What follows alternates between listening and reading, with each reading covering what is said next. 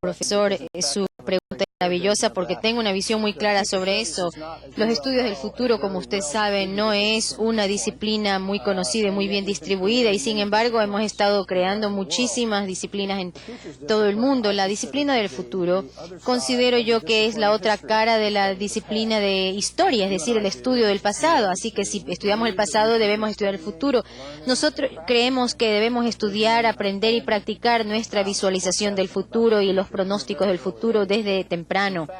De hecho, en el siglo XXI mi visión es que la disciplina del futuro se debe convertir en una disciplina muy común y tan aceptada como la disciplina del estudio del pasado, de la historia.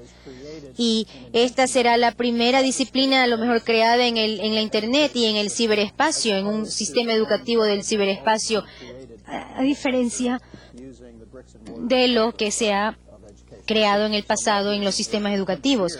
Así que mi visión es que dentro de los próximos 100 años la gente estudiará el futuro más o tanto como estudian el pasado. La siguiente llamada nos llega de México, de la Universidad Tecnológica Nezahualcóyotl, de la ciudad de Nezahualcóyotl, Estado de México. México, adelante. Buenos días. La pregunta es la siguiente. Si tenemos un desarrollo estratégico y tecnológico para poder dar una respuesta rápida y flexible a las necesidades de nuestros clientes, ¿cómo podemos crear en los directivos un enfoque intuitivo y asertivo para poder conducir a nuestras empresas a ser líderes? Gracias. Muy bien.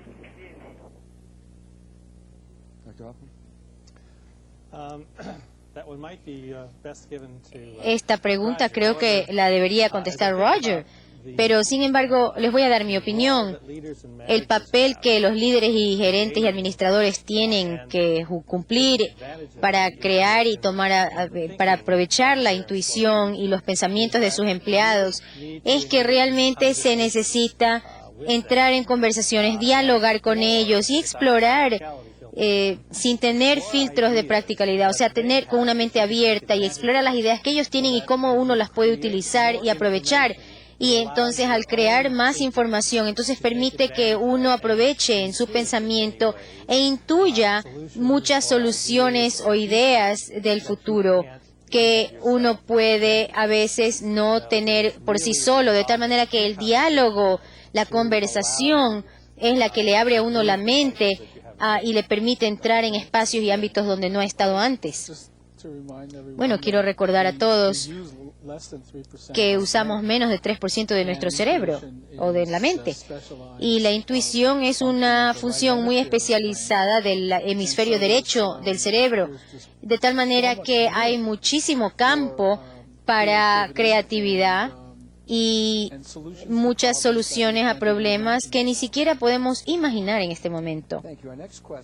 La siguiente pregunta nos viene de Paraguay, de la Universidad Americana de Asunción, Paraguay. Adelante. Buen día. Mi nombre es Bernardo Cruz y la pregunta es, ¿qué cambios deben realizar las universidades para formar líderes con capacidad de visión y no dedicarse solamente a enseñar los elementos técnicos de la administración?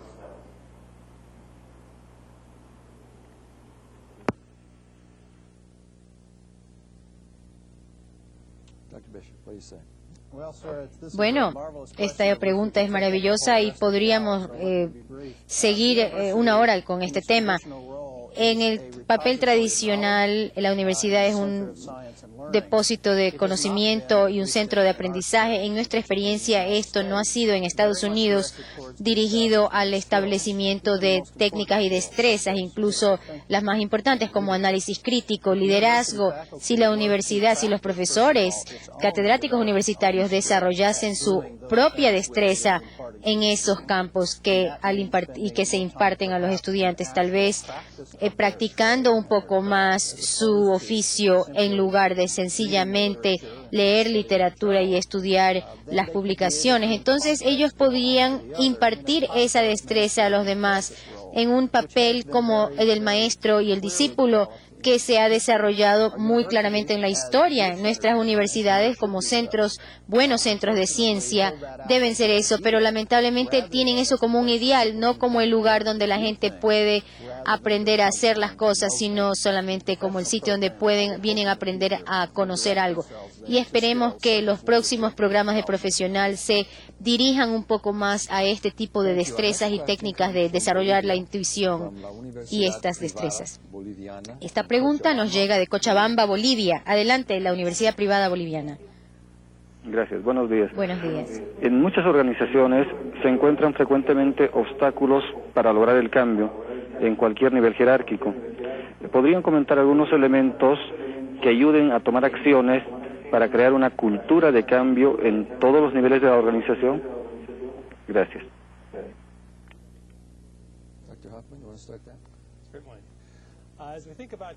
Al hablar de cambios organizacionales, muchas veces no es lo que yo llamaría cambios, sino más bien dejar hábitos que hemos adquirido y que creíamos que nos eran útiles en algún momento y los hemos convertido en nuestras premisas o bases de operación o en nuestra mentalidad, que se han convertido parte de nosotros.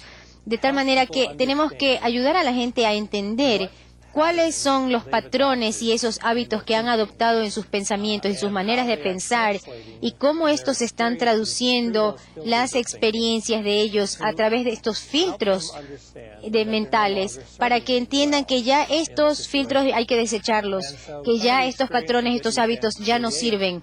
Y de esta manera se puede ayudar a que ellos creen nuevos y se puede dialogar al respecto para ver cuáles son el conjunto de ideas y premisas con los que ellos traen. ¿No?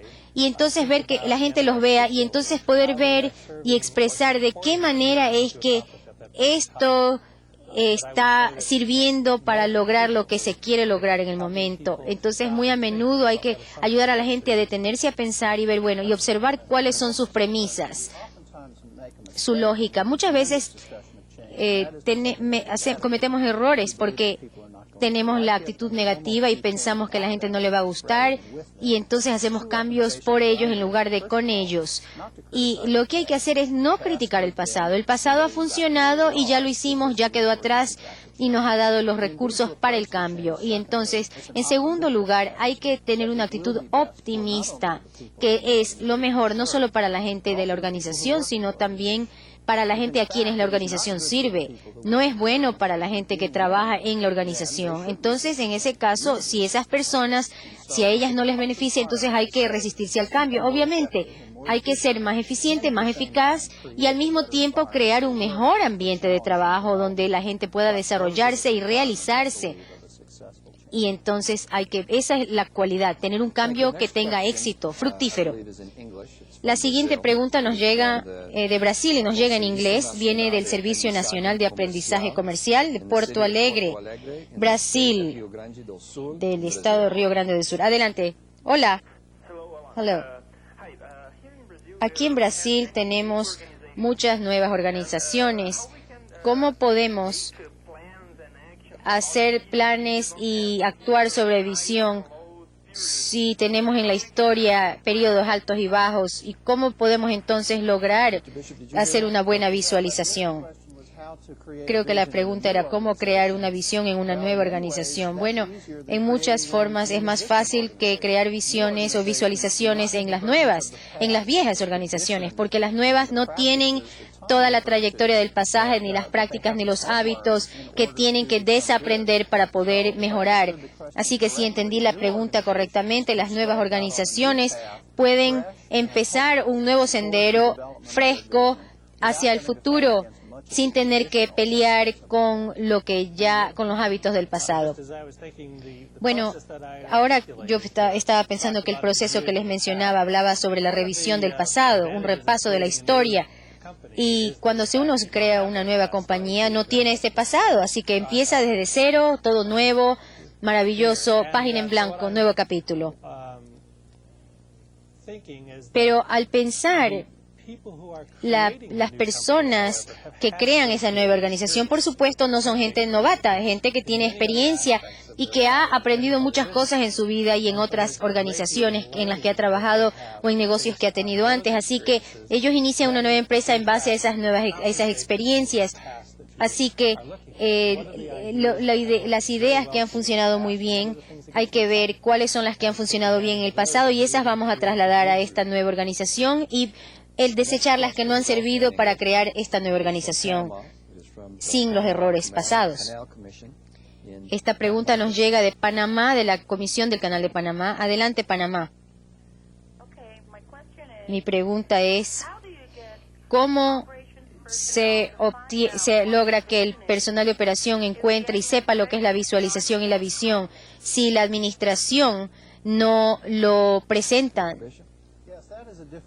Ese es un problema grave porque, como decía Tom, todos de la organización tienen que apoyar y creer en esa visión, y si la administración cree en la visualización, en la visión, y no puede transmitir esto al personal, entonces va a fracasar porque el personal es el que realmente lleva adelante la empresa desde el punto de vista de la visión y se incorpora. Y también si el personal tiene una visión que quiere y la administración está en contra de eso, entonces esto hace imposible que la organización eche para adelante, siga adelante y se proyecte. Pero ahí es donde empieza el diálogo, empieza justamente con lo que queremos lograr en esta organización y hacia dónde vamos en el futuro.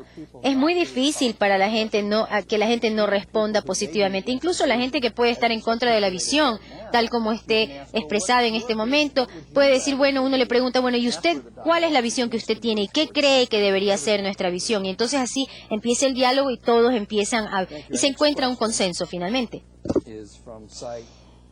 Esta pregunta nos llega de la República Dominicana, de Santo Domingo, República Dominicana, Centro de Gestión e Investigación, Santo Domingo.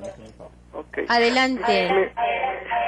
Mi pregunta es, ¿cuándo es el momento correcto de cambiar la visión? Ya que es una tradición normalmente que se dice que cada 5 años se debe de cambiar.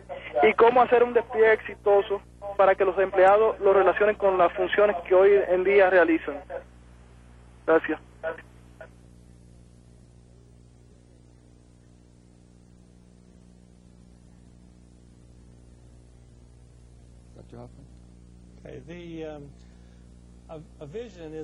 La visión no es sino una visión si es que no se sabe llegar a ella, de tal manera que se convierte en un espejismo y no en una visión. Lo que hay que hacer es que la organización llegue, estamos conectados, sabemos cómo llegar allá. Bueno, ya hemos llegado a la visión. Entonces, no es un evento calendario que uno diga de 3, 5 años. No. Cuando uno ha llegado a esa visión, entonces está listo para la siguiente. Entonces, ahí puede crear esa nueva visión para el siguiente periodo. Entonces, uno ya primero crea la visión, luego llega a ese lugar. Una vez que ha llegado, entonces puede ver el futuro y volver a tener una visión. Hay que ver también el mercado, la fuerza de trabajo, la población activa, que el mercado es un impulsor importante en este proceso. Nuestros productos y servicios también están acaso liderando el mercado o no, o están rezagados, o es la gente la que nos impulsa y quiénes son. Así que hay que buscar la manera de asentar esa visión en estos factores y ver según eso si es que hay que revisar o no esa visión. No es algo que se hace a nivel de un calendario concreto. Hay que revisar esa visión periódicamente, quizás cada año, cada 2 o 3 años, ciertamente, pero cuando uno ha llegado ahí, entonces es tiempo de una nueva visión. O si el mundo ha cambiado, hay que, por ejemplo, revisar esa visión porque hay nuevas oportunidades y entonces la visión actual a lo mejor ya no se aplica a esas circunstancias. La siguiente pregunta nos llega de México, del secretario de la Secretaría de Educación Pública y Cultural del Estado de Sinaloa. México, adelante. Buenos días. Estamos hablando desde la Secretaría de Educación Pública y Cultura del Estado de Sinaloa, México. La visión debe ser congruente con nuestros valores y principios y las tendencias naturales de nuestra esencia como seres humanos. Porque si es muy racional, si se construye de esa manera no funciona, no atrae, no jala. ¿qué opinan de la conciencia intuitiva como un instrumento para percibir y construir una visión que sea realmente significativa? Y el papel importante que juega la educación para estimular, o que debe desarrollar la educación para estimular y desarrollar y afinar esta conciencia en los alumnos desde la educación básica, desde las edades más tempranas.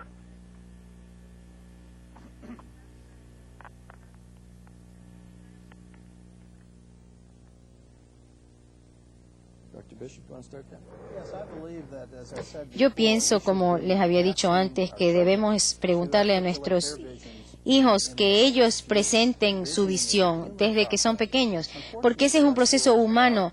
Desafortunadamente, nuestras escuelas no están dedicadas a este tipo de ejercicios, sino solamente a transmitir un conocimiento y a embutirles una serie de conocimientos, y a veces apagan la creatividad y crean una generación adulta que también ha dejado a un lado la intuición y la creatividad. Así que lo que hay que hacer es dialogar con los niños, ver cuáles son sus valores y animarlos a compartir y a presentar sus ideas. Bueno, una visión es algo intuitivo, no se puede tener una visión lógica porque se habla del futuro, ¿verdad? Así que hay que salirse de esos parámetros tradicionales de lo que creemos es lo lógico.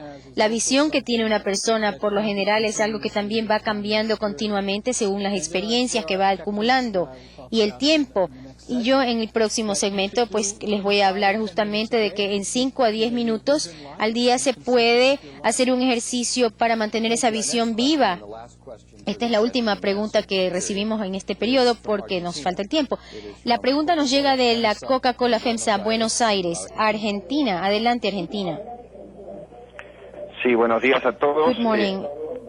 La pregunta es, tratando de seguir los conceptos del señor Bishop y Hoffman, es la siguiente. Visualizando la velocidad de los cambios, el futuro seguramente nos llevará cada vez más a tomar decisiones rápidas. Nuestras PC serán las herramientas de conexión, información y especialmente de comunicación. Y esto nos llevará, quisiera saber cómo impactará en el trabajo en equipo, delegación, etcétera, ya que es muy probable que todo esto se haga desde las PC de nuestros hogares y esto sea muy individualista.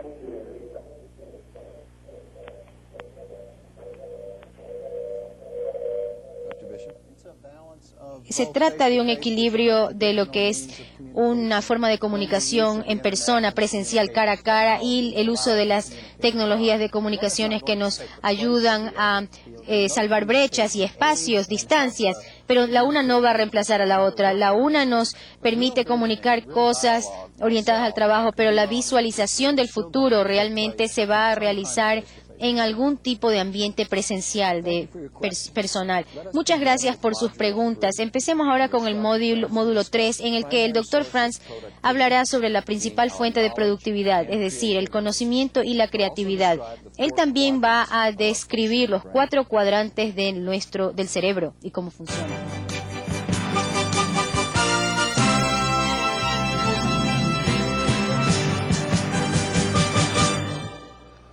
Gracias. Permítanme comenzar por explicarles por qué la intuición es especialmente importante ahora.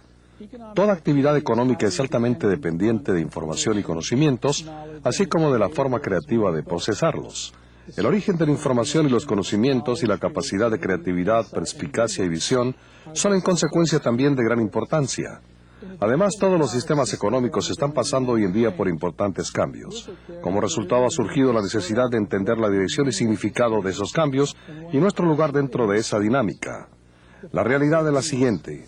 Primero, buena parte de lo que sabemos no es a través de la lógica, más bien lo sabemos intuitivamente. Segundo, cada persona lleva por dentro una fuente intuitiva de información útil, así como la habilidad intuitiva para manejar la perspicacia y la visión a una escala mayor de lo que creíamos posible en el pasado. Tercero, la fuente primaria de crecimiento económico es la productividad. La fuente primaria de la productividad es nuestro conocimiento y nuestra creatividad. La intuición es, por lo tanto, un insumo primario para el crecimiento económico. En la obra Intuición, la nueva frontera en la administración, los autores reportaron los resultados de una encuesta sobre las creencias y usos de la intuición entre 1.312 directivos en 9 países. Casi el 80% de estos directivos admitieron que utilizaban la intuición y que creían que ciertamente contribuye al éxito organizacional. Más del 70% creen que la intuición es muy relevante en un programa de investigación y desarrollo, así como para planeación estratégica a lo largo plazo, mercadotecnia y desarrollo de recursos humanos. Para los directivos de Estados Unidos la cifra alcanzó el 80%. Bien, ¿qué es la intuición? Frecuentemente es definida como el saber sin saber cómo se sabe. Otras descripciones y metáforas incluyen el latido, un cálculo educado, un sexto sentido, la experiencia, eureka o sorpresa, la reflexión subconsciente, el sentido común y el saber sin utilizar el proceso de razonamiento consciente. El elemento común en todas estas definiciones es que la intuición no es un proceso de toma de decisiones consciente y analítico, lógico, secuencial, paso a paso y razonado. Las intuiciones surgen como resultado de un proceso interno no observable. Los pasos que se dan para llegar a una intuición no son conocidos, por lo que no pueden ser explicados a otra persona. ¿Cómo sabe usted lo que su intuición le está diciendo? Yo no entiendo cómo lo sé. Es una respuesta común a esa pregunta. El pensamiento intuitivo es, por lo tanto, algo que no requiere esfuerzo alguno para las intuiciones, porque estas fluyen hacia nuestra mente consciente. Las intuiciones no involucran la selección, arreglo, organización o manipulación de hechos con la intención de llegar a una conclusión apoyada lógicamente por datos disponibles. Las intuiciones son sentimientos amorfos, volátiles y casi imperceptibles. Pueden aparecer como inspiración, sensaciones corporales o ideas repentinas. La intuición resultante es racional, pero no en términos de un proceso de reflexión analítica. La intuición es en realidad como un juicio profesional o decisión experta. Esto significa que la intuición es el resultado de un proceso rápido e inconsciente de reconocimiento de imágenes o de identificación de relieves claves de nuestro medio ambiente. Mientras que la intuición es resultado de un proceso de reconocimiento de patrones, la obtención de inferencias conscientes acerca de estos patrones ya es producto de nuestras destrezas analíticas. Por lo tanto, la intuición y el razonamiento son componentes complementarios de cualquier sistema de toma de decisiones eficaz.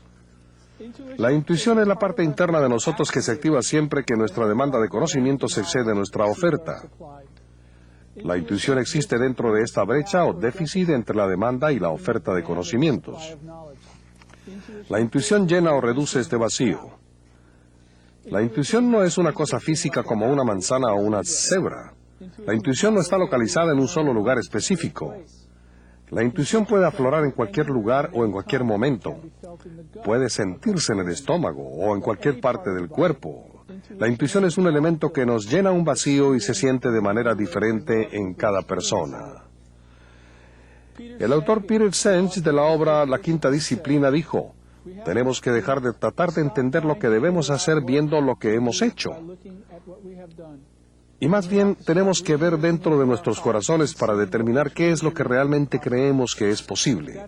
Eso es literalmente lo que significa aplicar un proceso de cambio basado en la visión. La fuente de energía debe venir de nuestra profunda convicción de que es algo posible. Y puede ser algo que nunca jamás se haya producido o creado en gran escala y que la evidencia histórica nos diga no, pero nuestro corazón nos indique sí. El uso de la intuición en las organizaciones no es algo nuevo y abundan los ejemplos. Quisiera comentarles algunos.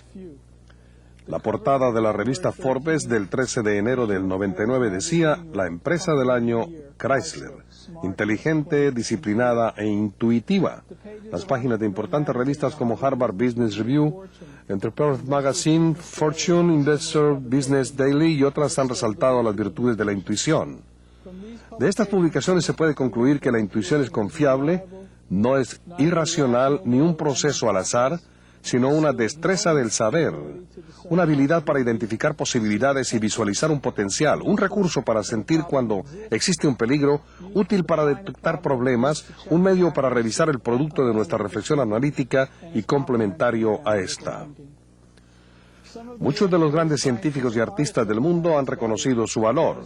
Jonas Salk escribió: solo cultivando y refinando los procesos de intuición y razonamiento complementariamente, podremos lograr la sabiduría que buscamos.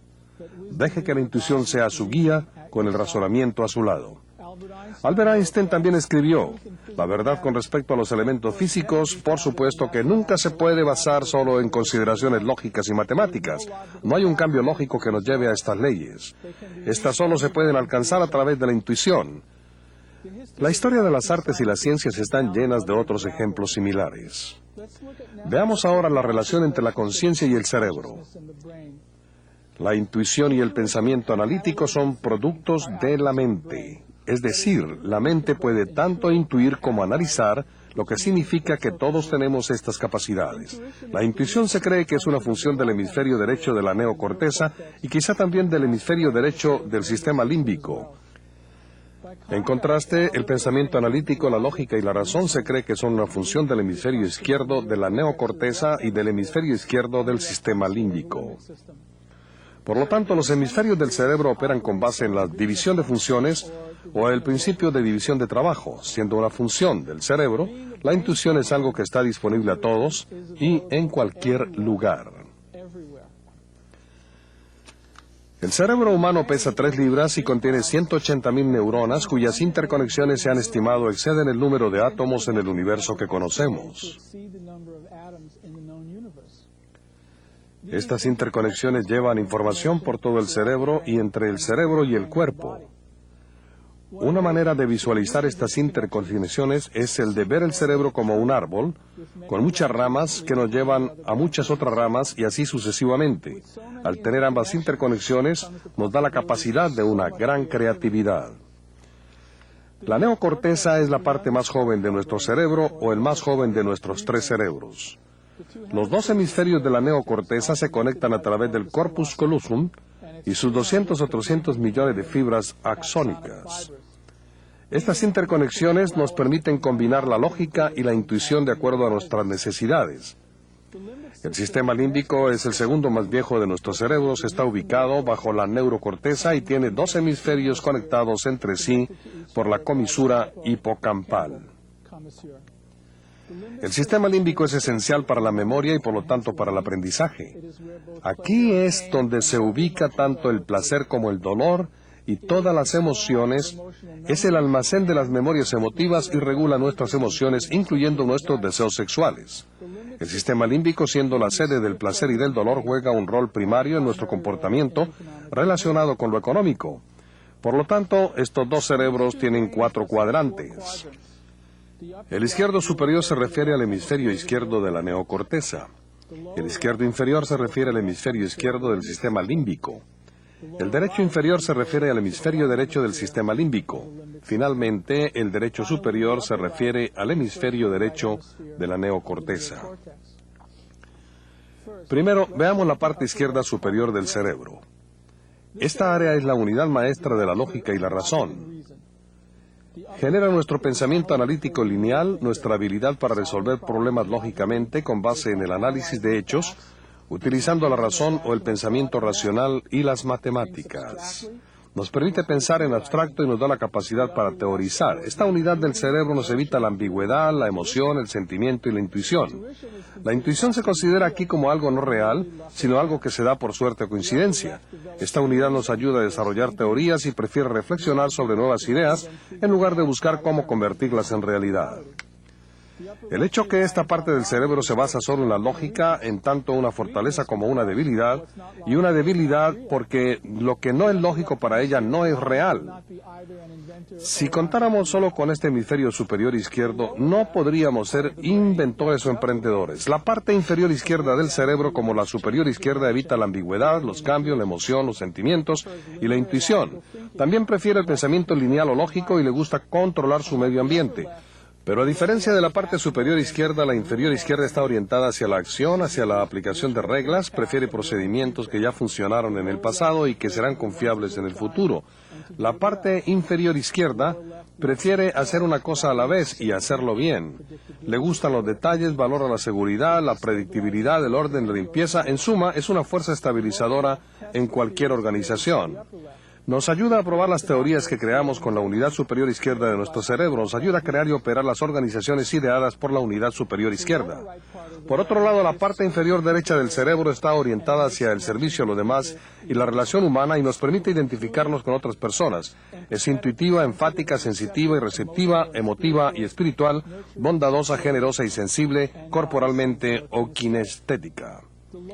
Esta sección del cerebro nos permite ver la realidad en términos de energía emocional, nos ayuda a respetar la inteligencia del grupo y a encontrar en el pasado una fuente de valor emocional e inspiración. Se le dificulta externar lo que está viviendo o lo que quiere decir. No es suficiente en el manejo del tiempo, el dinero, los hechos reales o metas. Quienes desarrollan esta capacidad de cerebro pudieran parecer un poco pasivos, indisciplinados o inconfiables. Veamos ahora la parte superior derecha del cerebro. Esta unidad se motiva con la búsqueda de posibilidades, con la originalidad, la incongruencia y la nueva experiencia. Nos ayuda a comunicarnos utilizando metáforas. Como la parte inferior derecha también es intuitiva, pero no tiene la orientación hacia las relaciones humanas. Utiliza la intuición no en las relaciones interpersonales, sino para generar nuevas y quizás extrañas ideas, invenciones e innovaciones y modelos organizacionales. No es buena para cumplir con compromisos de fechas y se atemoriza con lo estructurado porque esto le pudiera detener el flujo de ideas y energía. Nos ayuda a ser insensibles hacia el riesgo, a utilizar la fantasía y la imaginación y a ver hacia el futuro.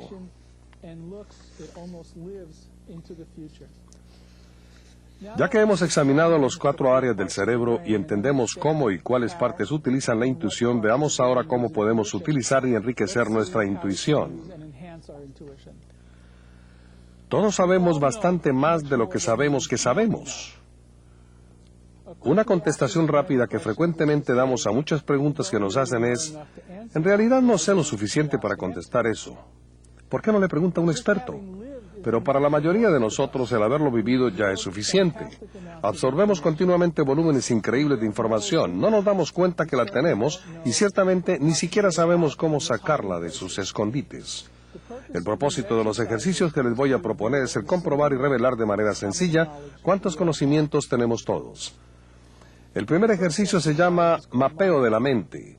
Es una herramienta de aprendizaje, un apoyo a nuestra memoria y otras cosas más. Necesitarán ustedes un pedazo grande de papel para este ejercicio, 18 por 24 pulgadas.